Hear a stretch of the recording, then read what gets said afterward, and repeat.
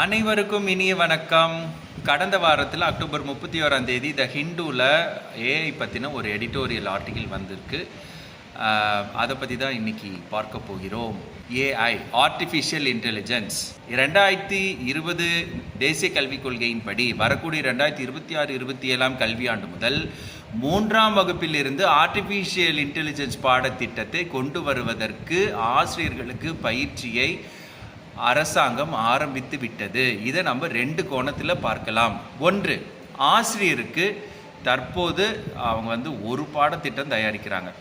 ஒரு 6th ஸ்டாண்டர்டுக்கு maths எடுக்கிறாங்க அப்படின்னா அந்த ஆசிரியர் ஒரு பாடத்திட்டத்தை தயாரிக்கிறார். ஆனால் ஆர்டிஃபிஷியல் இன்டெலிஜென்ஸ் யூஸ் பண்ணணும் அப்படின்னா 30-35 மாணவர்கள் இருக்கிற அறையிலே ஒரு பாடத்திட்டம் கண்டிப்பாக அனைவருக்கும் பொருந்தாது. அப்போது ஆர்டிஃபிஷியல் இன்டெலிஜென்ஸ் ஒவ்வொரு மாணவரின் கற்றல் திறன், கற்றல் வேகம், அவருடைய ப்ளஸ்ஸு மைனஸு எல்லாத்தையும் வெயிட் பண்ணி 30-35 வகையான பாடத்திட்டத்தை ஆசிரியருக்கு உருவாக்கி தரும்.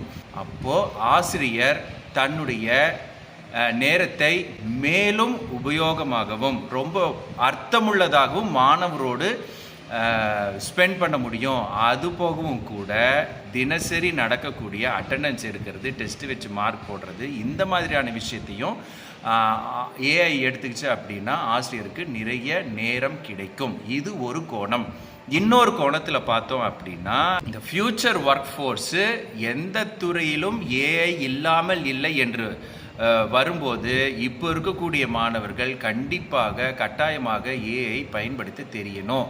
3ஆம் வகுப்பிலிருந்து இது இன்ட்ரடியூஸ் பண்ணுறதுனால இயற்கையிலேயே அந்த ஃப்யூச்சருக்கு அடாப்ட் பண்ணக்கூடிய எபிலிட்டி, நம்ம ஏற்கனவே அட்ஜஸ்டபிலிட்டி பற்றி பார்த்தோம், அந்த எபிலிட்டி மாணவர்களுக்கு கிடைத்து விடுகிறது.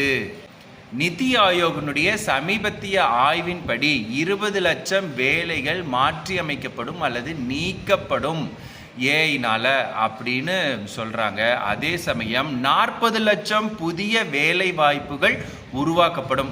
ஏஐ உள்ள வரும்போது ஆசிரியர் எப்படி பாடத்தை கற்பிக்கிறார், மாணவர்கள் எப்படி பாடத்தை கற்றுக்கொள்கிறார்கள் என்பது பெருமளவு மாற்றியமைக்கப்படும். இது மிகவும் நல்ல விஷயம். நன்றி. வாழ்க வளமுடன்.